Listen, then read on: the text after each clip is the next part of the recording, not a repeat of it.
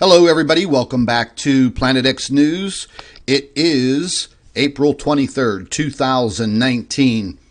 And ladies and gentlemen, the Earth is being ravaged by magnitude 6 plus earthquakes over the course of the last 7 days.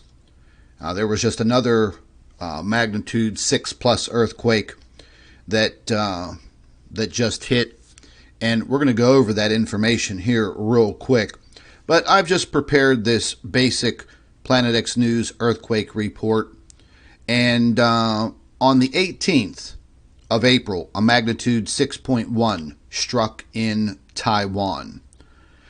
And then on the same day, a magnitude 6.5 hit the western Indian Antarctic Ridge, and that's very far south. We're going to be looking at the actual map, and I'll show you the pinpointed areas of these earthquakes. And then on the 22nd, magnitude 6.1 hits the Philippines. And again, magnitude 6.0 hits the South Georgia, South Sandwich Islands. And again, I'm going to pinpoint these earthquakes for all of you on the map. And then today, once again, a magnitude 6.4 once again strikes the Philippines. So folks, this is pretty incredible. Just in a 7-day period, we're looking at 5 6 plus magnitude earthquakes. So what gives? What is happening that is inducing these earthquakes? And, well, there's quite a lot. There's quite a lot going on. And I do believe that our upcoming future during this solar minimum and the continual interaction with Planet X and our sun is going to affect the Earth in just this way. With the decrease in our solar shield, our magnetopause, that is going to allow additional heavily charged particles, electrons, spewing from the sun to impact our planet. And that is going to induce earthquakes, possibly like we've never seen before. Now, since the early 1800s, there have been quite a few pretty large earthquakes here in the United States and around the world. But folks, this time we have another factor. And that factor is that monster, along with its partners that we now know after our discovery on Easter Sunday on the 21st.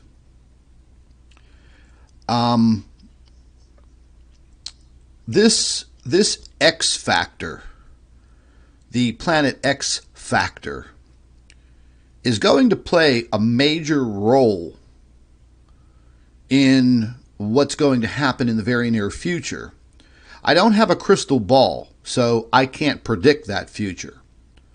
But what I can tell you based on 20 years of research, that this is not looking good.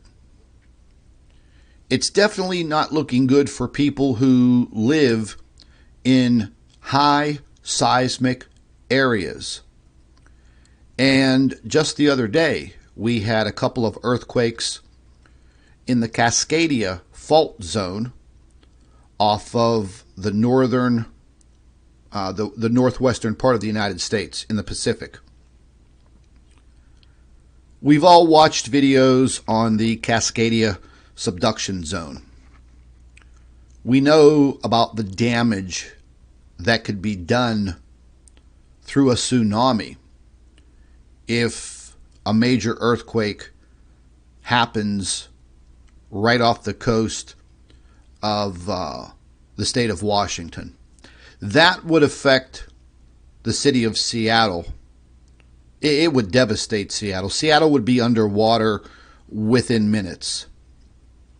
This would also affect the shoreline communities in Oregon and also Northern California. A Cascadia fault earthquake would probably trigger another earthquake a little further south in the Juan de Fuca fault, which could then possibly trigger multiple earthquakes along the San Andreas fault, leading all the way into Southern California.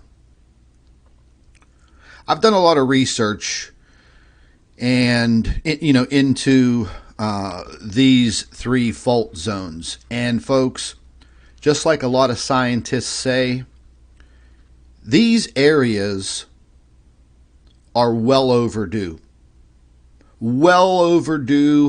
by decades. So here's my point that I'm trying to make. Sorry if I'm so long-winded like some of you say, but I like to give complete, complex answers because you're here for one reason, and you're here for information. You're not here for a picture show.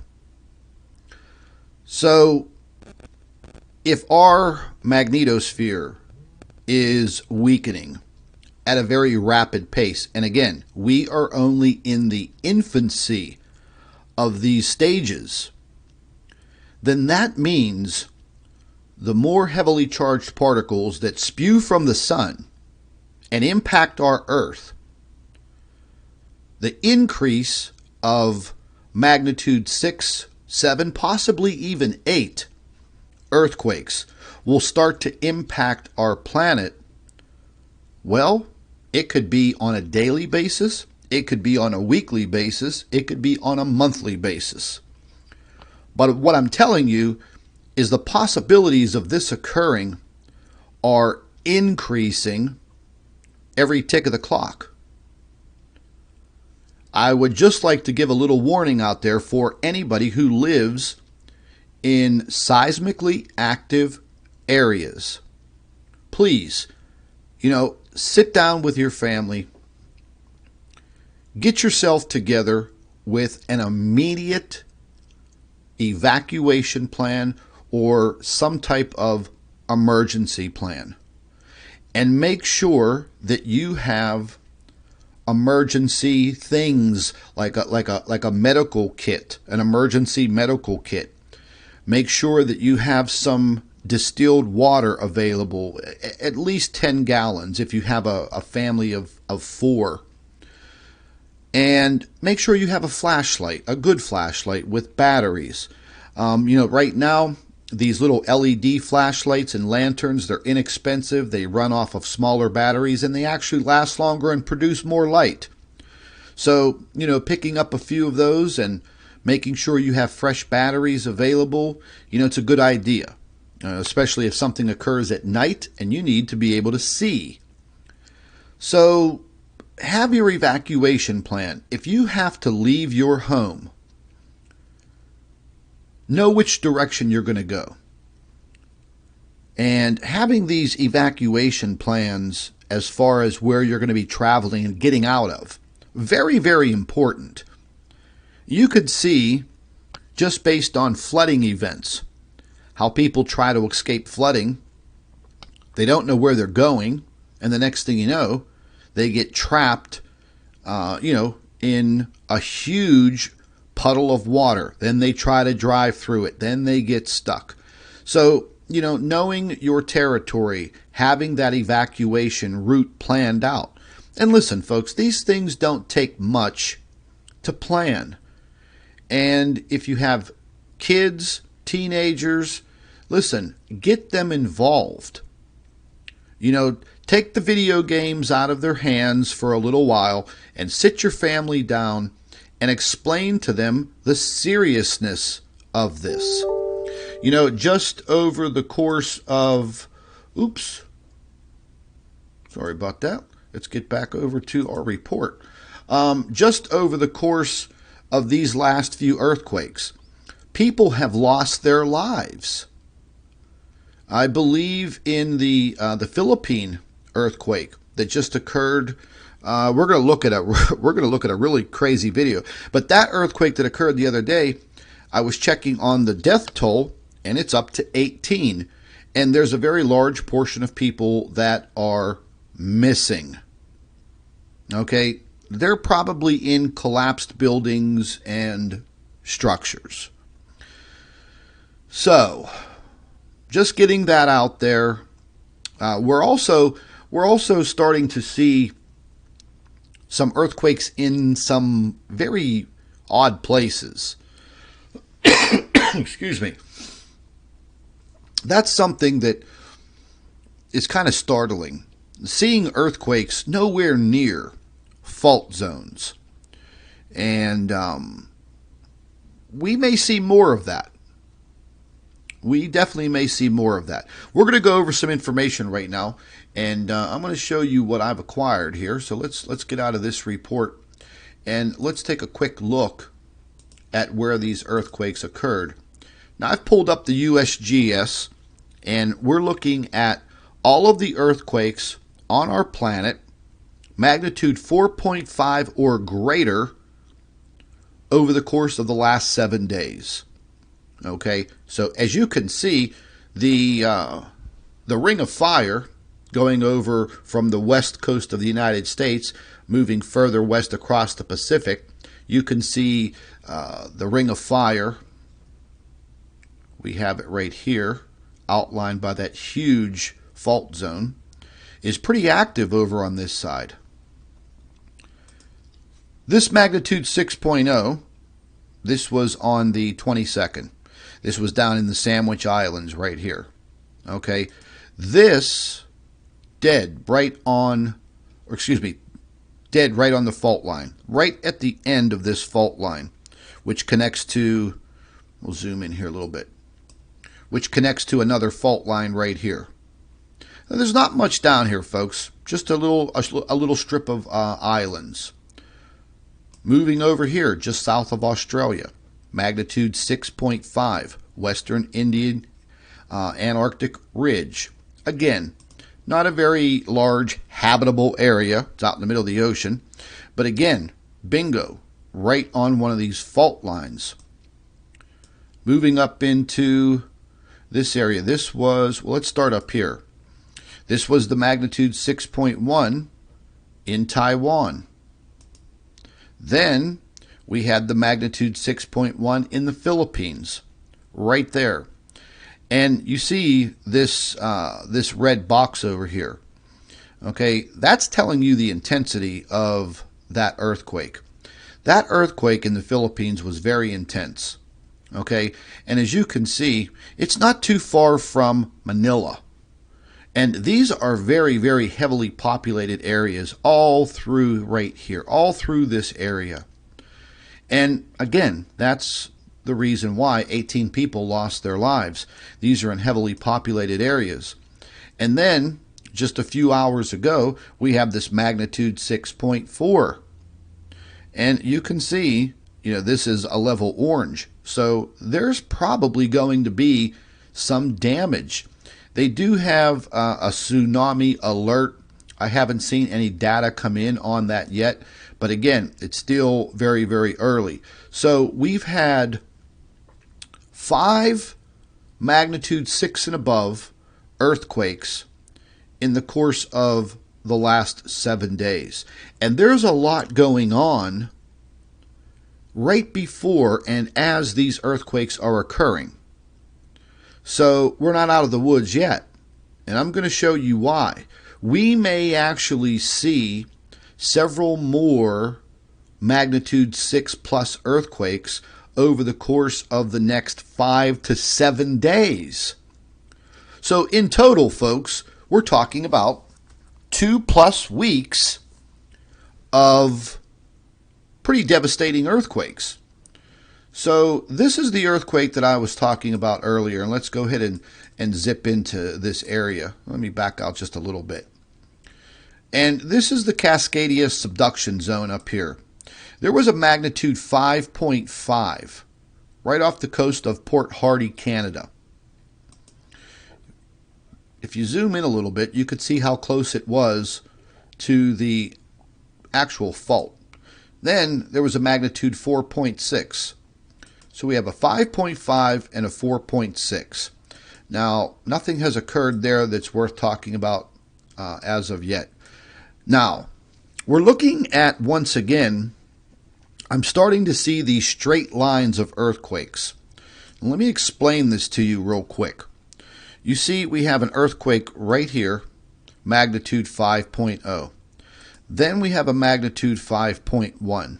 Look at the straight diagonal line leading right up to here, magnitude 5.4.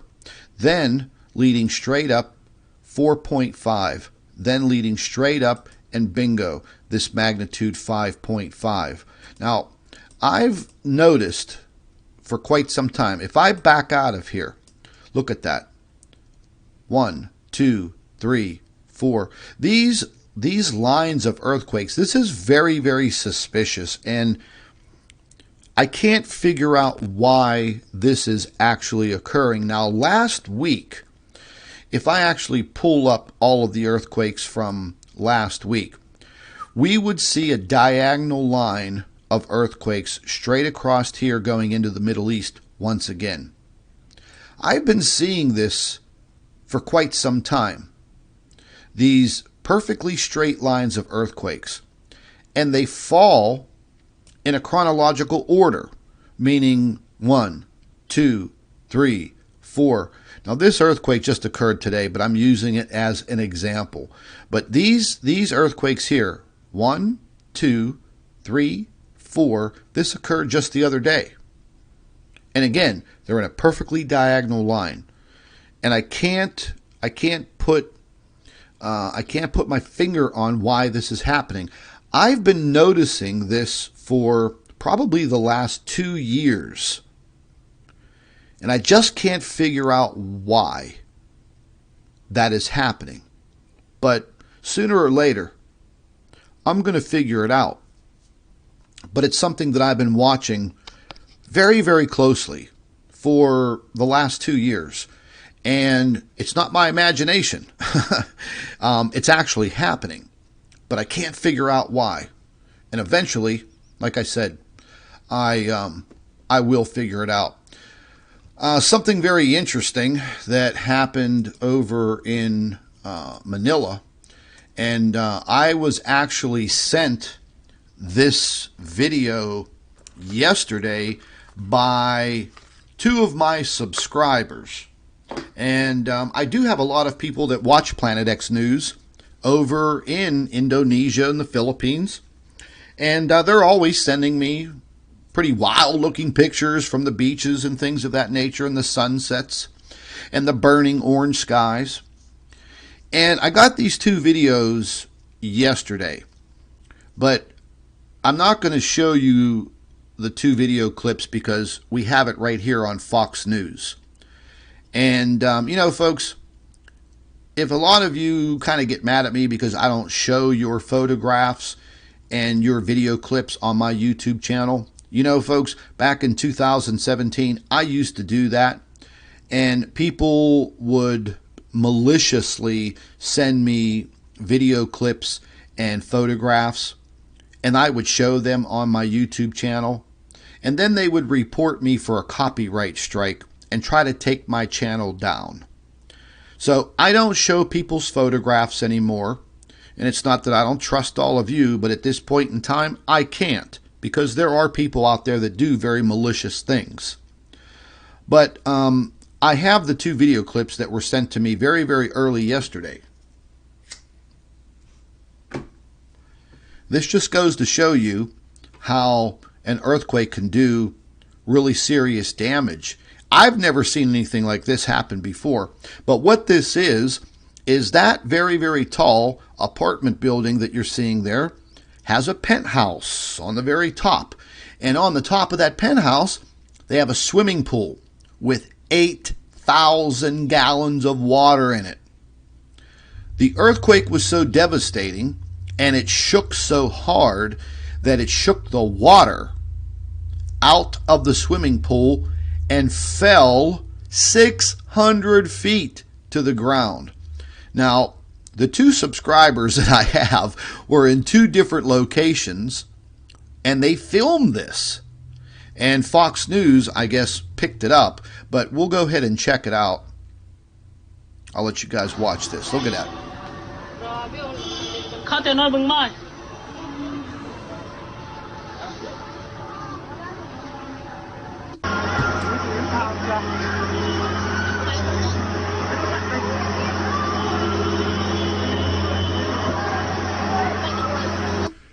Is that absolutely crazy or what? I've never seen anything like that before. The Fox News report states water from a rooftop pool was seen cascading 600 feet down on a Manila skyscraper on Monday as a powerful earthquake ripped through the northern Philippines, damaging multiple buildings and causing at least 11 deaths. Now, that death toll, I just checked, it's up to 18, and there are a lot of people that are missing. I was over on RT News, and you know, RT News is a very big international news agency. You know, people always criticize RT because it's run by the Russian government, but who cares? I think RT's fantastic, man. They're all over Europe. They're all over Indonesia. They're everywhere. And they do great reporting. And they get their hands on news footage, live news footage, that you wouldn't see anywhere on mainstream media here in the United States. So my hat's off to RT News. You can subscribe to RT News right on YouTube. Follow them on Facebook and Twitter. But yeah, this was some pretty dramatic footage, seeing that water fall. And this building was actually rocking back and forth. It was enough to spill the water out of the pool and cascade it over the edge. Now, could you only imagine being somebody down on the street and having that amount of water crashing down onto your head? It would literally just drive you into the pavement. But I will leave a link to this article if you want to check it out. I'll put the link in the live chat if you guys want to check it out for yourself. Now, the 2 pieces of video footage that were sent to me from the Philippines early yesterday, it's already been uploaded on our private network. It was uploaded there, probably within 10 minutes of me receiving both of the videos. So again, folks, that's one of the reasons why, if you have the time, get over there and join our private network, because there are things that I put up there every single day, at least 5 to 10 times a day, data that I don't share on YouTube and that I don't share on Facebook. Because I've had my go-arounds with Facebook, and I just won another battle. Like I just won against YouTube this week, I won another battle against Facebook and their stupid little putrid political fact checker. And I got them to finally admit that a photo that they said was fake and cost me a community strike on Facebook. Just yesterday, their fact checker, which is called PoliticoFact or something like that, or PoliticFact or whatever. They finally admitted that after more forensic review of a photograph of 2 Islamic men laughing during the fires at the cathedral in France were deemed real. So I had to call them out. They caused Facebook to remove my posts and on my business pages, because I run the news and media for MFA Media Group. And, they took the photographs down and they put like a strike against my news pages, stating that I was circulating fake news. So I sent them a pretty nasty response about that. because I checked that photograph myself inside and out with my software. And I proved them wrong, and they didn't like it, but they did go to an extent to send the photograph out, have it professionally analyzed, and then they did come back out and say, okay, after further review, this photograph is real. These two guys are standing there. They are laughing, blah, blah, blah. But it just goes to show you the torment that I go through on social media, which includes YouTube, Facebook, and Twitter. So let's jump out of here. We're going to move over to the SDO. We're going to check out the sun, because this is becoming, once again, an issue. I'm going to pull up the composite image.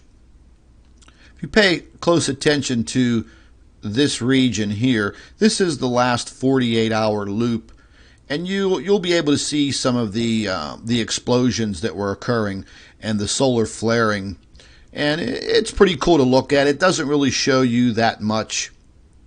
And you know, something I want to point out about the SDO, folks, I've been using the SDO for years in my research. Back in 2016, the resolution on what you're looking at right now was 10 times better. I made a pretty wild discovery in March of 2017 showing a large planetary object zipping through the sun's corona right down through here. I publicized that for days on my YouTube channel, and it wasn't too long after that the people with the Solar Dynamics Observatory, for some reason or another, lowered the damn resolution on all of the 48-hour loops. I don't know why they did that. Who knows? They do a lot of screwy things. One of the main reasons why we may be seeing some of these earthquakes that have been occurring over the last week, we're looking at all of these coronal hole openings, these black regions in the sun's atmosphere. As you can see, they are all Earth-facing. When you're looking at the SDO, the Solar Dynamics Observatory spacecraft, you're looking at it from a view directly from the Earth. So as we're looking at this, the Earth is just about where my cursor is. We're just a little bit below the sun's equator, the midway point. So as you could see, once again, these coronal holes, they're not opening back here. Okay? They're not opening back here and traveling westward. They are opening right here in front of the Earth. And that is releasing what we refer to as the solar wind. And even though the solar wind's velocity is not very high, like, 1.5 million, 2 million miles per hour, it has steadily been kind of low. But those impacts of those heavily charged particles from the solar wind, they are impacting the Earth. As our magnetic field gets weaker, those heavily charged particles are going to have an easier time getting through and bombarding the Earth. And I'm going to show you that in just a few minutes. But this is what we're looking at. And normally, folks, before, this used to take, anywhere between 3 and 5 days before we would see seismic activity. Now, all of a sudden, it's like within 24 hours. So we are only in the beginning phases of the weakening of our magnetic shield for the Earth. And we're already seeing this intensity. And that worries me. That worries me greatly. Because if we are seeing this type of intensity now, just think what it's going to be like when we are in the first full year of this solar minimum. And again, this solar minimum lasts for 11 years. And there are scientists out there that are worried and that have voiced their opinions in writing, and they're stating that we may see these effects up to 15 years. So that's a long time, folks. That's a very long time for the Earth to literally be battered nonstop, day after day, for the next 11 to 15 years. Do you see the point that I'm trying to make? And now all of a sudden these politicians are, flapping their gums left and right about climate change. And we need to do something now. Folks, this should have been done. Preparation for all of this should have been done 10 years ago. In my professional opinion, and I'll use that terminology, I think I have a right to do so. But there's nothing that can be done about this now. Nothing. Preparation and the knowledge of what is truly happening is the best that you're going to have. I'll be quite frank at this point in time. Over the course of this 11 to 15 years, there are going to be thousands, if not tens of thousands, possibly even hundreds of thousands of people over the course of this time frame that are going to lose their lives. They're going to lose their homes. They're going to lose their property. So if there are some people out there that still think that this is all a joke, let me say to you, you need to start paying very close attention, because it's people like you that think this is a joke. You're going to be the first one crapping your pants and crying like a baby. And I hope, deep in my heart, that you're not one of these people that loses your lives or loses a family member, because then that's going to make matters even worse on you. Because you sat here and you listened to what I had to say and you discounted all of it. I hope I made my point loud and clear here. Let's take a look at the 304 here. And we'll just take a quick look at this. And you'll be able to see a lot of this flaring. And this was, this is pretty cool to look at, the sun in action. And this was all based in that region where we saw the coronal mass ejections.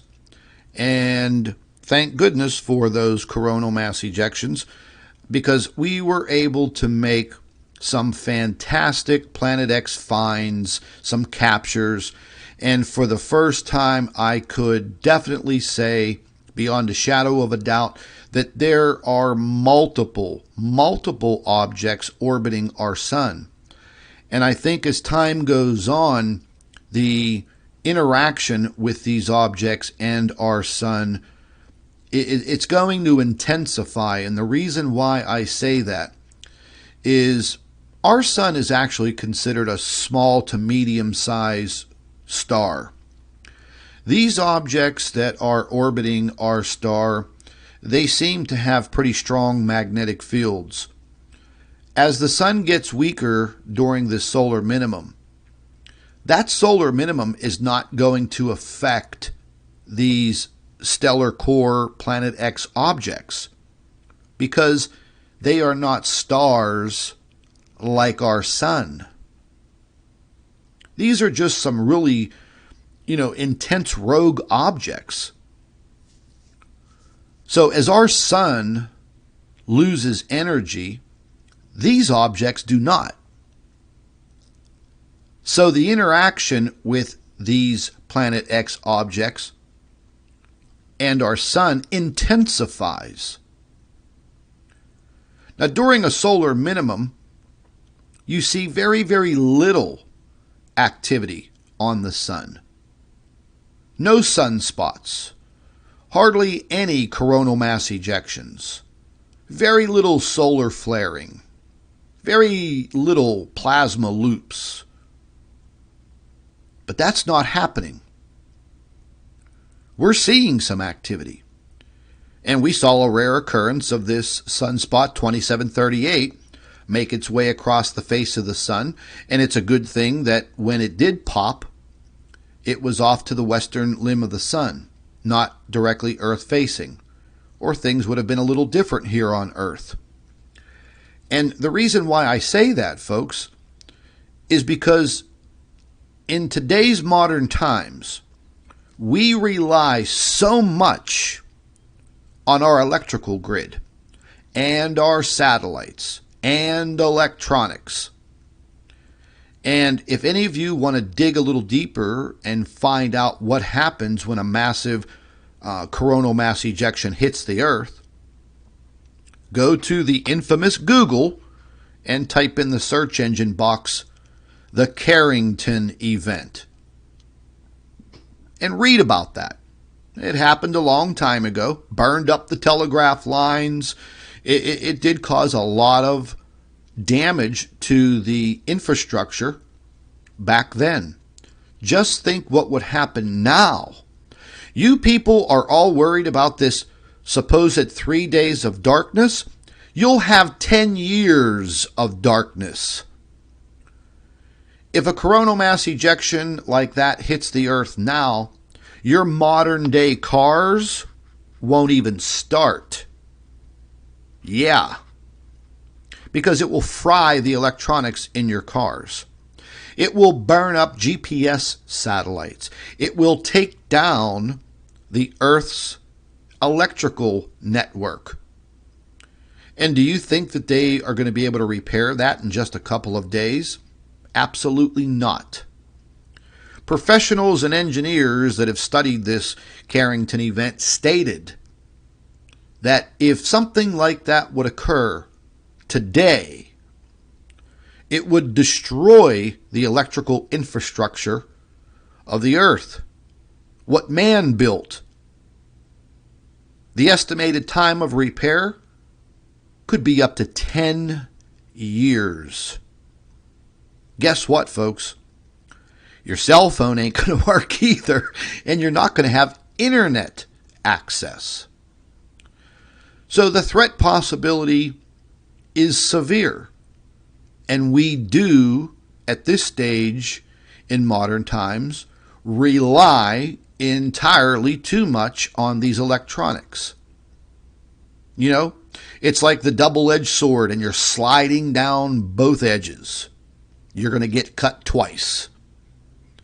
So these are additional reasons to prepare yourself, have that preparation in place. You know, folks, I'm just going to be quite blunt right here today. And I'm going to tell you that you do need to start preparing yourself now. Don't wait till, a year from now. Start getting these plans together with you. And if you have a family, if you don't want to do it for you, do it for them. Get things together now. Get some large plastic bins. I call them bug out bins. Start gathering each time you go to the grocery store. Maybe spend an extra $20 and gather, canned goods. I was mentioning, maybe a little over a month ago, I buy those cans of chunky soup and Dinty Moore stew. They have the pull top tabs on them now. Pretty much one can could, fill you up for a few hours. Some of it you could eat right out of the can, if you can't heat it up. And making sure that you have water, distilled water jugs, and having a source or a way to distill water yourself and purify it. And I recommend those Berkey water purifiers. You can actually take it with you. Dr. Albers and I have one. It's absolutely fantastic. You can look it up online, Berkey water filtration systems. You can take that wherever you go. You can use water from a creek, from a freaking river, dump it in the top, and wait about 30 minutes, and you have fresh, clean water coming out of the spout. They come in different sizes, and I wouldn't say they're real pricey, but we have one that is 1.5 gallons, sits on our counter. You don't have to connect it to any faucets. Pour the water in the top and just wait. And then you'll have purified water. And that emergency medical kit, folks, Band-Aids, gauze, antiseptics, things of that nature. You can buy these emergency medical kits. I preferred to make my own. I went to the medical aisle at a Walmart and I just started gathering things. A couple of bottles of hydrogen peroxide, a couple bottles of alcohol. These things are cheap, less than $1. Some bandages, some Band-Aids of different sizes, things of that nature. If you take medications, talk to your doctor about having maybe a 60-day supply of medication on hand if your life depends on it. And folks, cash on hand. If you want to take a few $100, if you can afford it, put it in a lockbox, hide it somewhere in your house or your bug out bin, because if the electrical grid goes down, guess what? Your debit card isn't going to work. ATM machines aren't going to work, and you're sure as hell not going to be able to go to a store and use the card to buy things because they're not going to be able to charge your card. So you may need some cash. And something also a little more extreme, folks, is a way to protect yourself.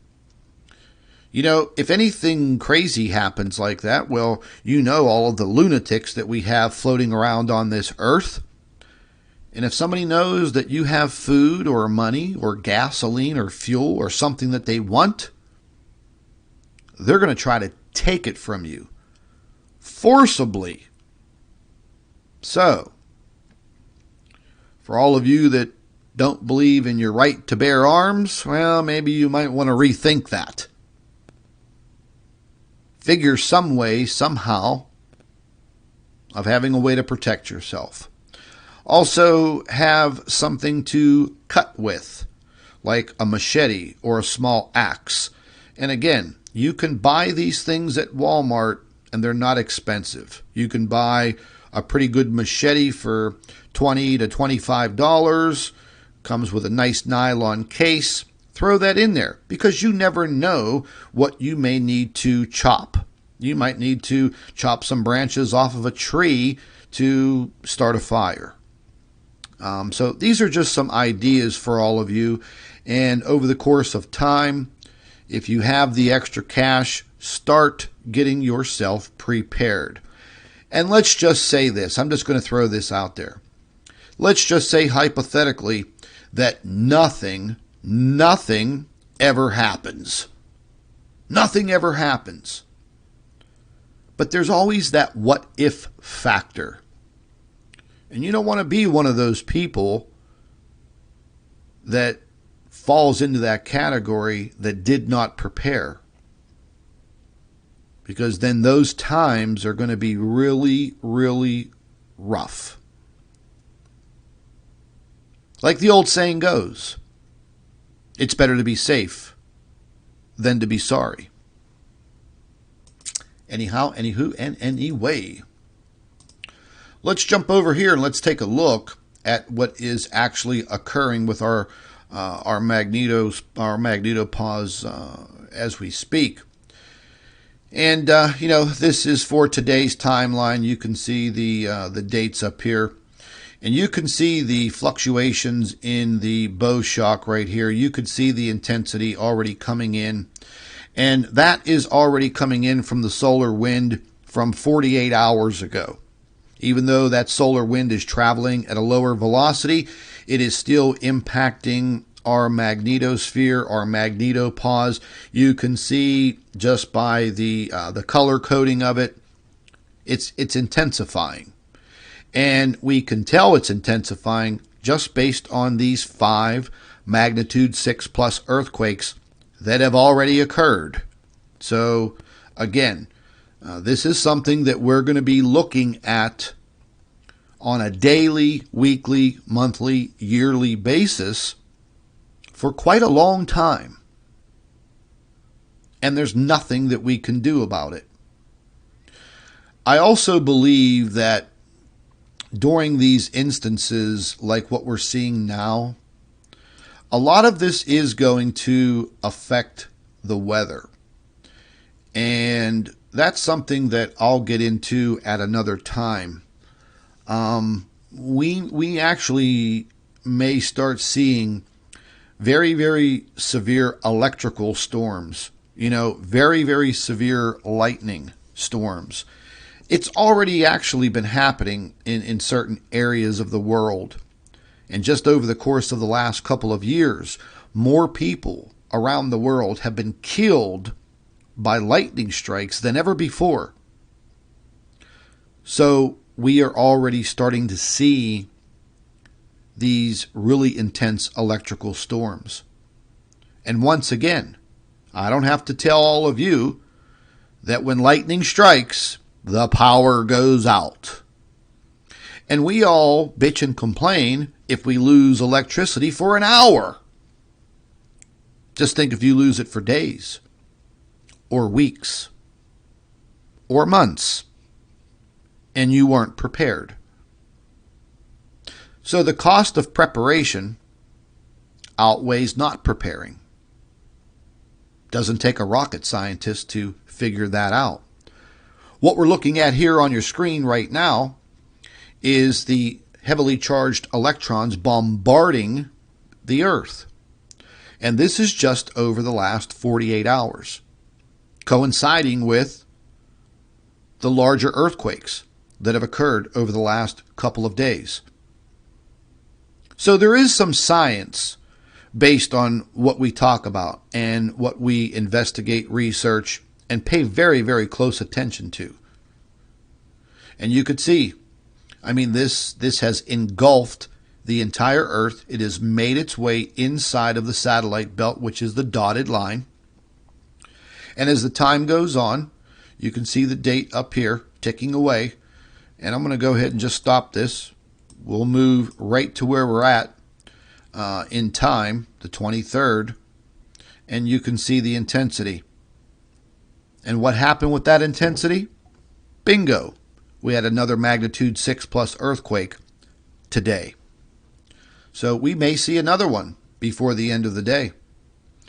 Let's go ahead and bring up the magnetosphere, and I'll show you more of these fluctuations that are coming in. You'll see the speed, the velocity of the solar wind up here. And, relatively slow, folks. This is nothing to write home about. This is in kilometers per second. I've seen that well over 1,000, 1,200, 1,500 kilometers per second, well over 2.5 million miles per hour. But that's not what we're looking at anymore. We're looking at a moderate solar wind, but the intensity of the solar wind hitting our magnetopause, our shield, it's getting through. Take a look. Take a look right here. You could see that intensity wrapping around the Earth. And again, it's not going to get better anytime soon. So that preparation should be your top priority. And here's the thing, folks. You do have time to do this little by little. And trust me, when the time comes, you won't regret it. You won't. We're taking a look at the magnetosphere here. And again, you can see these pulses come in. Now, normally this area where I'm using my cursor at, usually this area here would be green. You see the little sliding scale here. It would usually be between a lime green and a greenish yellow color. Whenever you start seeing these huge pulses of the darker yellow and the gold, the dark orange color coming in, and I've never seen red yet. Let's hope we don't, because that would be devastating. But you can see, based on these pulses coming in, they are literally just making their way right through our magnetopause, our shield. As that continues to happen, you're going to see what I'll refer to as more inflammation, more intensity on the daytime side of the Earth as it's facing the sun right over here. And you can see the magnetic field lines, they're all over the place. They're reaching everywhere. Why do they do that? Well, that's in response to the magnetic field coming from the sun. The sun's magnetic field reaches all the way to the end of our solar system, out past little Pluto. So they're reacting to this intense magnetic field that's coming in. That's why you see everything scrambling around. Pretty interesting. And again, folks, it's a lot to learn. It's a lot to understand. I've been delving into this for 20 years, but I still do learn something new every single day. But it's good for all of you to learn about it and understand it. And if you want to, keep track of it. And I mean, that's what I'm here to do. Some people may think that this is boring, but it has direct effects on our planet. And again, let me reiterate, we've had 5 magnitude 6 plus earthquakes in just the course of the last couple of days. And in those earthquakes, people have lost their lives. They've actually died. So, that's that. Now, I had a little revelation very early this morning, and me and Mark from the Blue Kool-Aid channel, we've been going nuts over this missing data from the SEEDS website, and me and Mark were actually talking about it last night, and then all of a sudden it hit me, because I haven't used this one trick before, but even though the George Mason University, who runs the SEEDS website, for some reason they're not uploading this data. Never seen them do that before. But there are little back doors that you can use to go ahead and get the data. And at 3:30 in the morning, whenever I woke up to start my day-to-day, I remembered where I can go and get the data, and it is on their website, and it's no secret. Hold on one second. Let me get a sip of my coffee.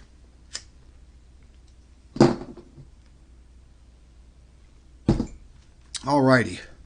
So, I went back there, and all of the data is there, but for some reason they're just not making it accessible on the front page of the site where we can go and grab this quick data. So I went back and, I was looking at these coronal mass ejections, and I was also doing a little bit more work on detecting this object that we found on Easter Sunday. And once again, I want to give a big shout out to Mark at the Blue Kool-Aid channel. He's coming along real good. The man is learning very, very fast. And he's become a very, very good friend and a very good research partner. And I'm going to be quite honest with you folks. I don't trust anybody.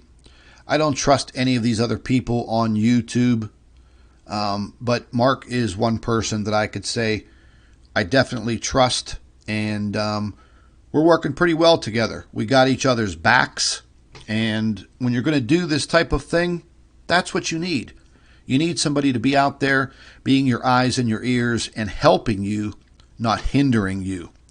But anyways, whenever I was looking at this data, I spotted something on the Cactus coronagraph program. I'll show you those pictures in just a minute. This was the coronal mass ejection that occurred, and this was on Easter Sunday. And you can see this object right here, and you can see a faint circle here. Now, I'm just going to go ahead and we're going to blow this up quite a bit. And let's just pan over here. So this was the object right here. You could faintly see it on this coronagraph. And we spotted that other object up here and another smaller one down here. But on this coronagraph, it is not clear. Not clear at all. And moving over here on the LASCO C2, you could just faintly see the circle here and here. And the reason being, folks, these objects do not give off their own light. So you're actually not going to get crystal clear photographs of them from the C2, not just looking at it. I have my own methods that I've worked out over the years in order to get these crystal clear photographs. And as of lately, with some new software, as all of you saw, we're able to get really, really good unpixelated high definition photographs, and you're only going to see those right here on Planet X News. So we are now back into that data, and I'm going to go ahead and just shrink this back down. And you know, I mean, I could let this play. You could take a look at the coronal mass ejection. It did have kind of a weird upswing. I've never seen that before. That was kind of odd to see the coronal mass ejection make an upswing like that. And I'm still determining why that occurred. I think I know why. It seemed to follow the pattern of that object as it was swinging upward. That coronal mass ejection could have disturbed temporarily the orbit of Planet X as it orbits around the sun. But because it is out of the view of the camera, it's really hard to say. You would just literally be taking a guess at it. But that would be my guess, that it actually disturbed the orbit, possibly pushing it. Because remember, that coronal mass ejection, folks, that's like 100 or 1,000 atomic bombs going off. The percussion coming from that explosion would definitely be able to move an object if it was that close to the sun, I would assume. Never seen it happen before, but you never know. There's a lot of unknown factors in what we research at this point in time. Getting over real quick to what I saw in the Cactus, and we just looked at this on the two coronagraphs I just showed you. If you take a look right there, there is that object. It's kind of obscure looking on the Cactus. You really can't tell. If you were just glancing at this, you would say, oh, I don't see anything. But you can faintly see. It's right there. Now, I only detected this early this morning when some of the data was updated on the Cactus.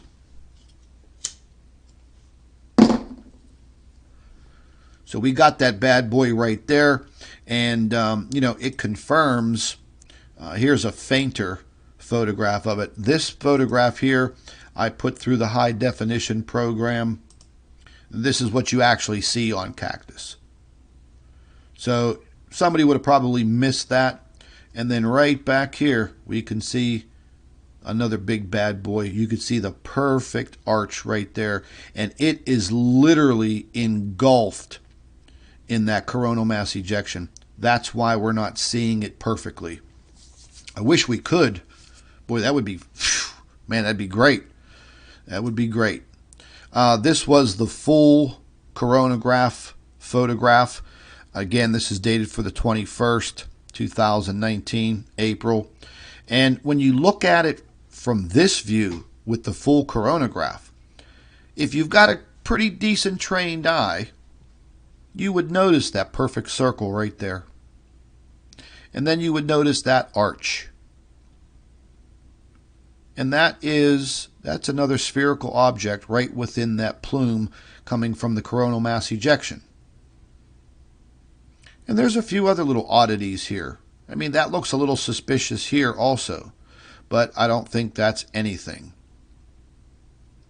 But this, yeah. And this, yeah. And we've already confirmed that in the high definition photographs that I got from the Helio viewer and ran through these other programs. So this is exactly what we were looking at. We just looked at it on the cactus. We're now looking at it directly from the LASCO C2 from Helio viewer. I grabbed these photographs not too long, I think maybe 2 hours after this actually occurred.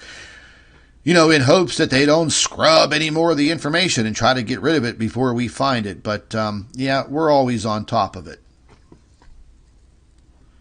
And once again, you know, I want to give a big shout out to Mark at the Blue Kool-Aid channel, because he initially saw some of this on the stereo and it was really obscured. And when he sent me the photo, he said, "Scott, check this out. I think there's something there." And I looked at it and I said, "Yeah, I think you're right, but you know, on the stereo coronagraph, it's very pixelated. We can't really judge what's there. Let me get my shovel out and let me start digging." And just in a matter of a few hours, bingo.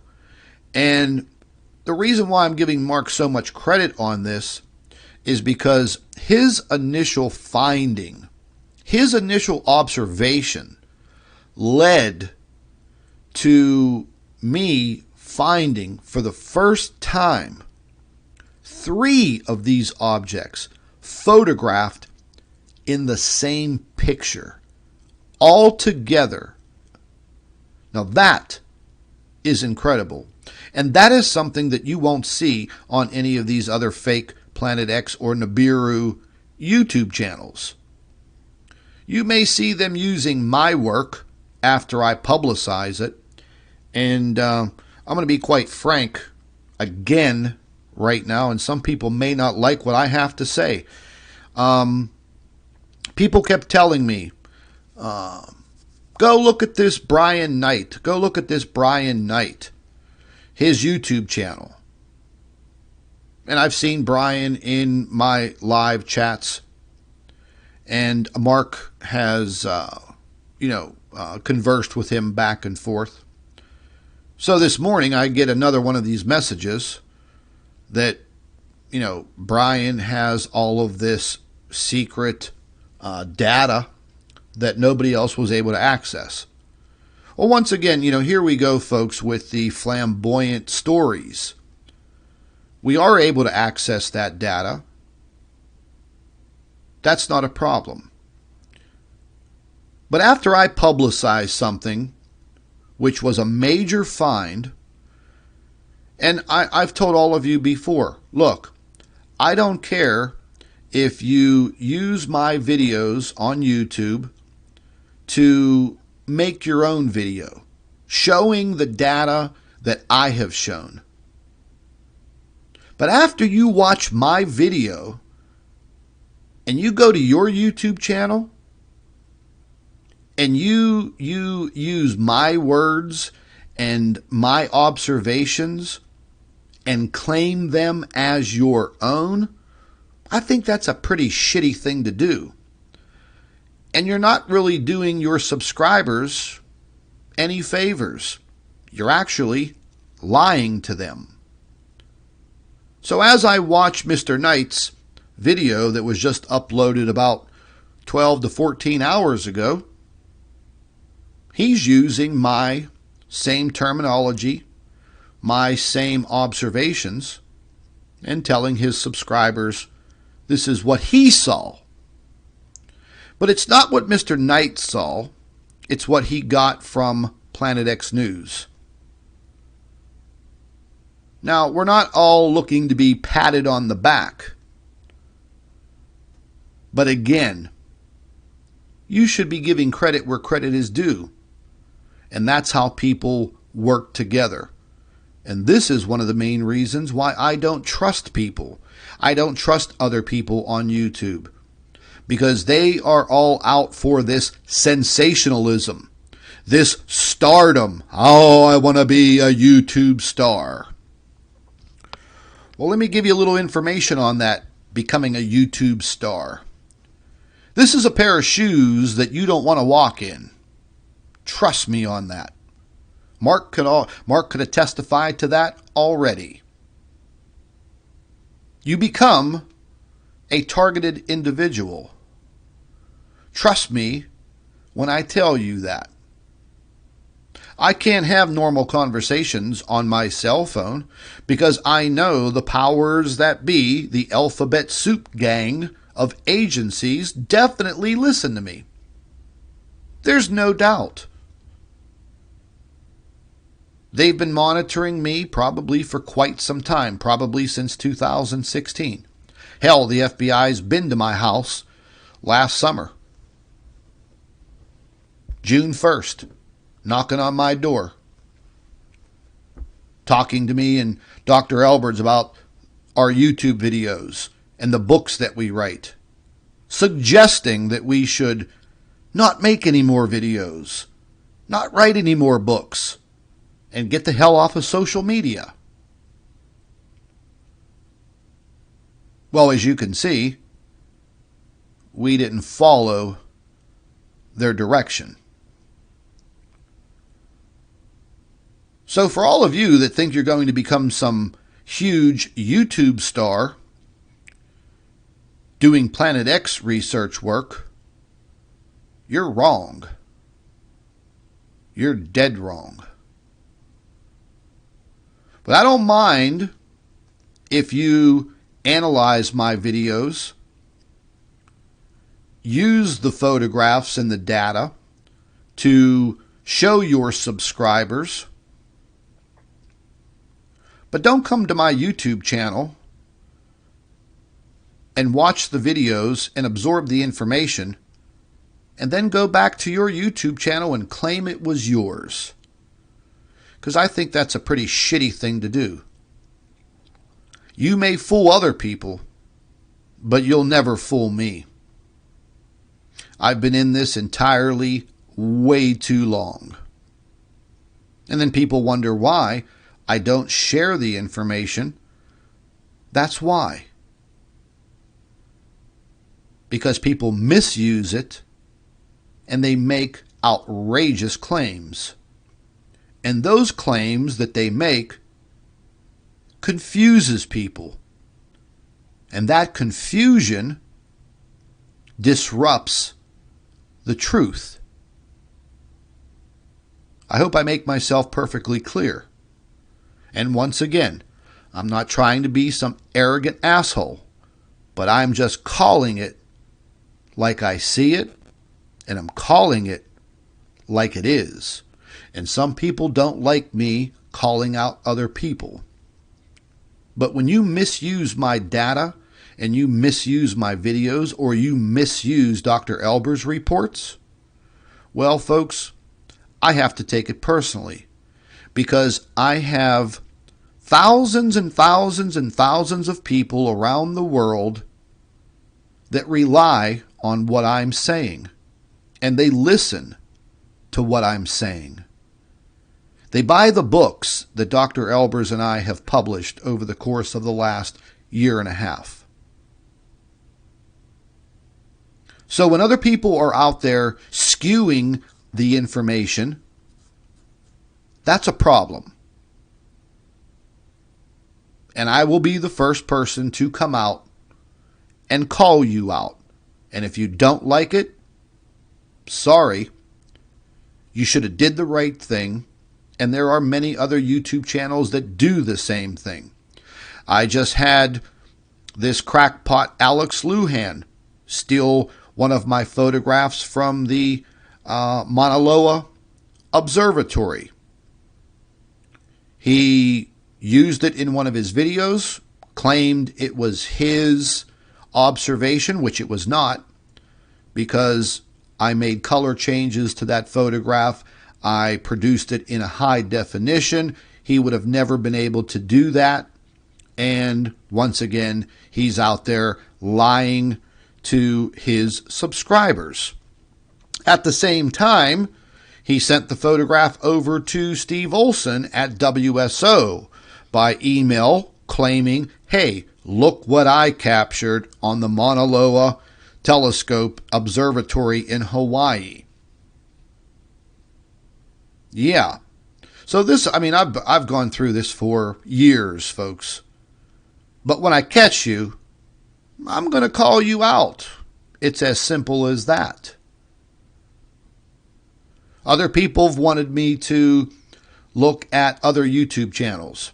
Look, I really don't have time to sit on YouTube all day and critique other people's videos, unless it's something that, you know, a lot of you are pounding me to look at. And we went down that road last week with those FAA webcams. So I would probably advise the majority of you to just stop watching the FAA webcams and stop wasting your time and, you know, start monitoring what I monitor, because that's where you're actually going to get true data. You're not going to get it from some hokey camera out in the middle of nowhere in Alaska. You may catch some views of the sun simulator in action, but that's about it. So we definitely have a rough road ahead of us, folks. There's just no doubt about it. 5 magnitude, 6+ earthquakes in just the last 7 days, and probably more on the way. But we've made some pretty big discoveries here just in the last couple of days. Just absolutely fantastic. And once again, in leaving and ending this stream, if you're going to use my data, don't misrepresent it. And don't claim it as yours, especially after you watched my live stream. I just think that's a pretty nasty thing to do. And don't forget, there's no stardom in what I do. There's no golden ring at the end of this rainbow. There isn't. Take my advice. Continue your own individual research and learn to be honest. Don't be a cheat. If you're showing people what's happening, then you better have facts, and you better be able to back that up with good, hardcore scientific knowledge. Not some hokey theory. And again, I've been at this now over 20 years. I know what I'm looking for, and I know what's out there. And I know what's going to occur. That's the reason I am here. To monitor this, to continue to make discoveries, and to bring that information to all of you. Hopefully, you'll heed my warnings from this live stream about getting yourselves prepared. At least begin to do that. This is Scott from Planet X News. Thank you for watching. Be safe out there, folks. Remember, watch your weather, and if you get a chance, join our private network. The link is in the description box under our videos. Take care, folks. Be safe.